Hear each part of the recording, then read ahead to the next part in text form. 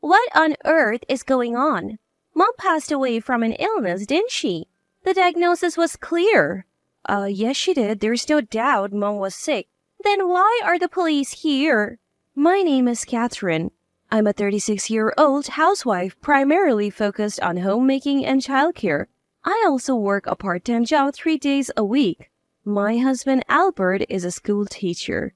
He's strict with our children's discipline, but he's a wonderful dad who cherishes our family.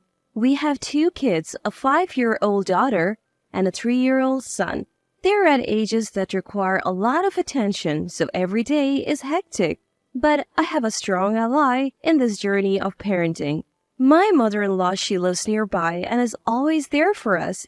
She actively helps with the kids, which is a huge relief. I rarely visit my parents since they live far away, so I rely heavily on my mother-in-law. She always welcomes me with a warm smile, and I adore her for that. However, a change came into our harmonious relationship. My father-in-law's retirement at 65, he retired from his job. He had always been dedicated to his work, and now he seemed lost without it, staying at home all the time. To be honest, I didn't know him well. Unlike my mother-in-law, I rarely saw him, and when I did, he was always quiet, mostly reading the newspaper. But after his retirement, I was taken aback by how controlling he became, always keeping an eye on my mother-in-law. It might sound harsh to say he was watching her, but that's how it appeared to me. He would criticize the way she washed dishes or folded laundry. I couldn't help but think, if you have so many opinions, why don't you do it yourself? He was always hovering around her, constantly giving unsolicited advice. At first, she would argue back, but over time, she just seemed to give up and stay silent. She even stopped her morning walks because he would insist on joining. He would watch her every move, even when she was gardening. I could see her spirit fading away. I tried inviting her out for shopping or lunch to cheer her up, but he would always tag along. It wasn't fun anymore. I missed the carefree chats I used to have with her. Now, our conversations were either interrupted by him or cut short because he would want to leave early. Gradually, I found myself avoiding visits to their home. I discussed this with Albert multiple times. He would occasionally check on them, but he couldn't get his dad to stop this overbearing behavior. Albert often said, "I'm thinking of getting them divorced. It's too hard on Mom." But Albert's 2 sisters strongly opposed the idea. They had moved away and weren't aware of the current situation. We spent our days worrying about what's going on. One day, after a long time, I visited them. "Is everything okay, Mom? You look pale." I noticed she looked unwell and was sweating. "My back has been hurting since morning." "We should go to the hospital. Where's your health insurance card?" "It's not necessary. I think it's getting better. She will just rest a bit." "But she doesn't look well and also seems to be in a lot of pain." "I said she's fine. Maybe she just hurt herself somehow. I'll take care of her, Catherine. You should go home." "But I said leave." Despite being yelled at by my father-in-law, I stood my ground. "Catherine, it's okay. I'll just lie down and rest. Don't worry." I noticed my mother-in-law forcing a smile, so I decided to step back for a moment. I planned to call Albert, and once he returned, take her to the hospital, even if it meant forcing her. By the time I realized this decision was a grave mistake, it was too late. I still regret that moment. After leaving their house, I called and explained the situation. He said he would leave work early.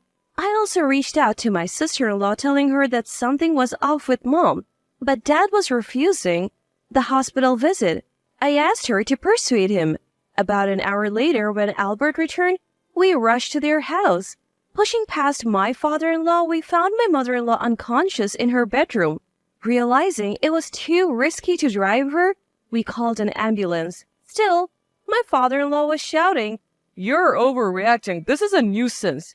Soon, the ambulance arrived and they took her. Albert and I followed in our car. My father-in-law didn't come. After a while, at the hospital, my sister-in-law arrived. "Is Mom okay?"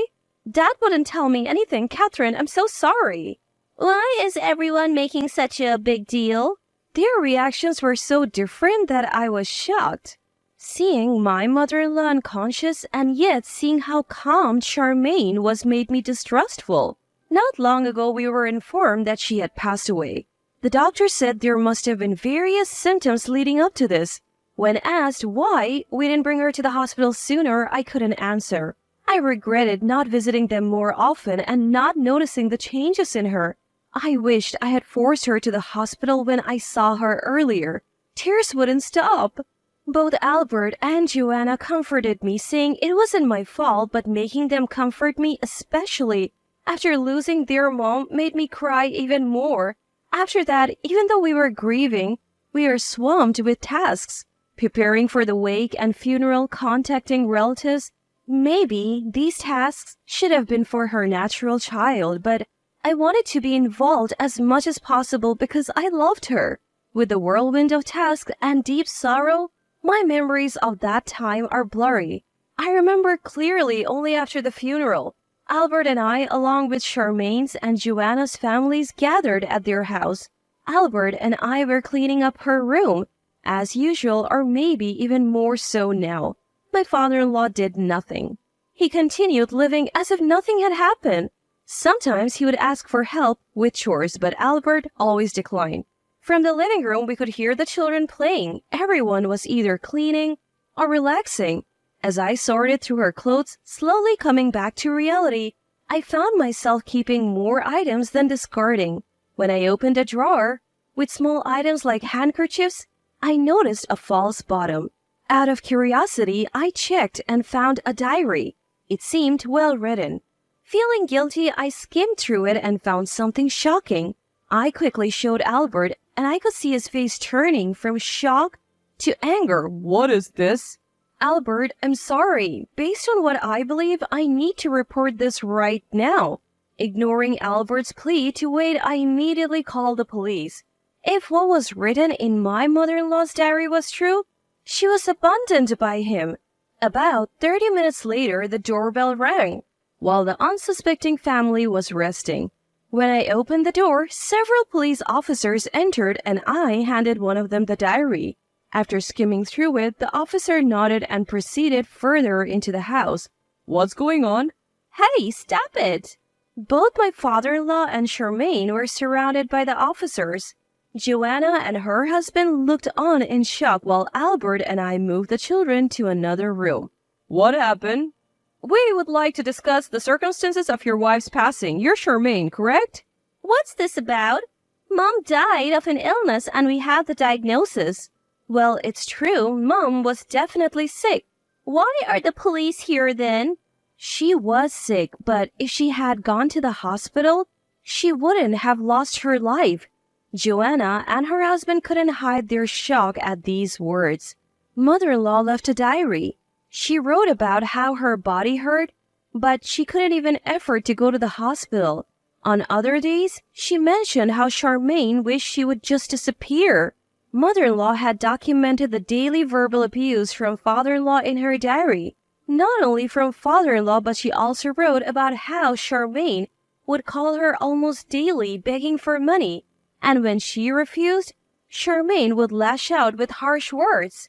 It's also written here that you guys, knowing mother-in-law was a wealthy heiress, prevented her from going to the hospital to get her inheritance. Mother-in-law had every right to live. She didn't need to die. I couldn't hold back my tears as I spoke. Father-in-law looked pale while Charmaine seemed indifferent. Well, what could I do? My husband earns a meager salary and I need money for socializing with my mom friends for my child's kindergarten.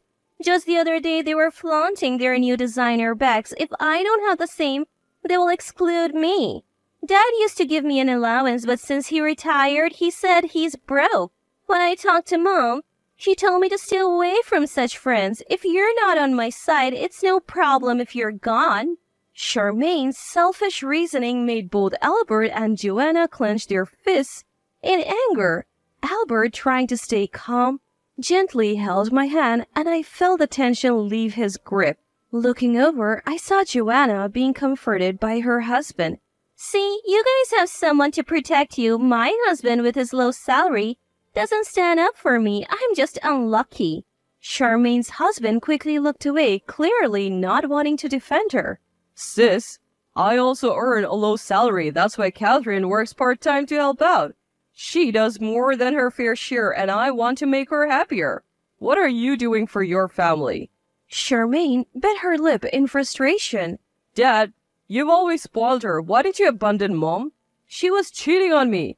You might not even be my son. She got what she deserved. When did she cheat? You've been following her around since you retired. Well, she did it behind my back. Just last Sunday, she met her lover. Were you not with Mom last Sunday? You're always with her. How long were you apart? I followed her everywhere, even when she said she was going shopping.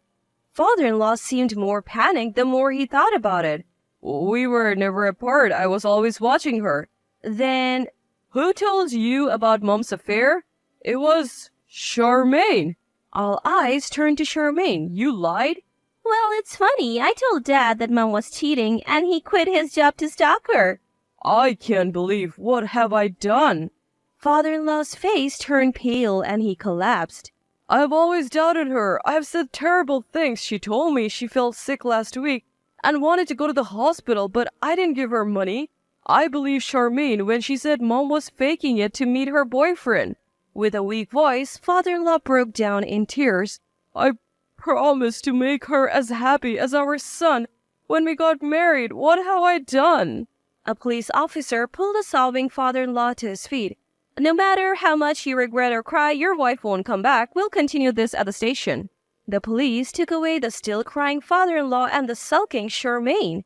Later, when Albert and I visited the police station for questioning, we learned that Charmaine was in deep financial trouble. As she had said herself, she became stubborn, trying to assert dominance among her close mom friends. Originally a high-maintenance woman, she married a man from an average family. Despite her husband and in-laws' objections, she insisted on sending her child to a kindergarten frequented by the wealthy. Once she joined the flashiest group there, she began to indulge in luxury lunches and brands to fit in, eventually accumulating debt. Unable to confess to her husband, she turned to her father as usual, but he had quit his job and couldn't lend her money. Her mother never took her seriously from the start. Turns out, her mother-in-law came from significant wealth. While sorting out her belongings, they found bank statements under mother-in-law's name with amounts they had never seen before. She had hoped to rely on her wealthy mother, but after being coldly turned down, she wished she could just inherit the money. She began feeding lies to her father-in-law, causing him to stress out mother-in-law. Mother-in-law's health deteriorated faster than expected, which pleased her. She kept telling father-in-law it was just a minor illness and not to take her to the hospital.